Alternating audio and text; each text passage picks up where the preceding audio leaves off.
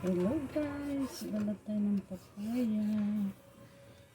At gabi guys, kailangan ko maggulay para pampababa ng ating blood, pampabawas po kasi ito ng dugo, yung pupo. Pampabawas po ito ng, kumbaga hindi tataas ang dugo po dito sa sa may pupo. Kaya kailangan po natin kumain ng upo. Ito mga guys, sarap po nito. Tayo ng upo, magulay tayo. Sahugan ko ito ng hipon. Hipon lang guys, sapat na.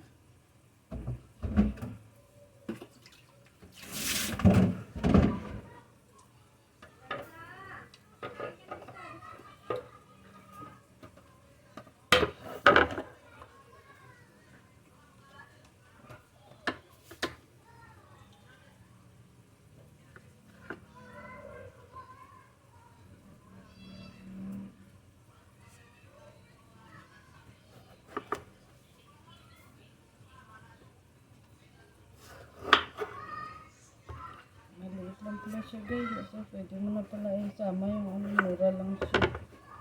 Mura lang na upo.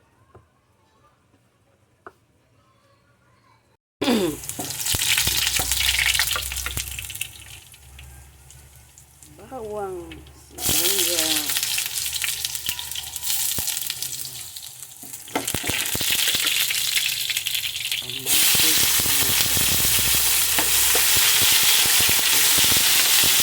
Papayo ng iso.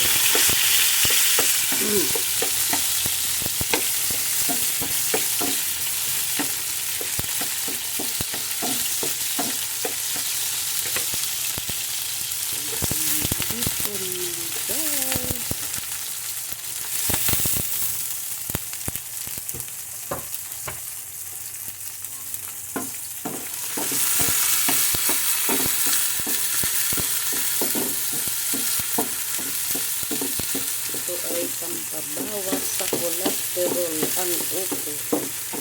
Kailangan natin kumain ng upo para mabawasan yung ating kolesterol mga guys.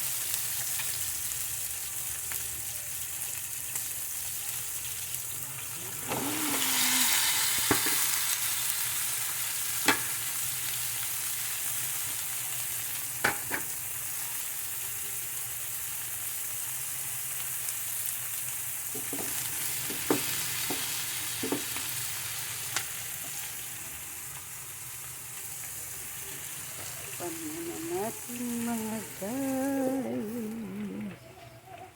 guys, luto na ang ating ginisang upo na may hipon. Wow, ang katas lang po ng dinikdik na ulo ng hipon ang nilagay kong sabaw. Hindi ko na po siya dinamihan kasi po matubig na po ang upo.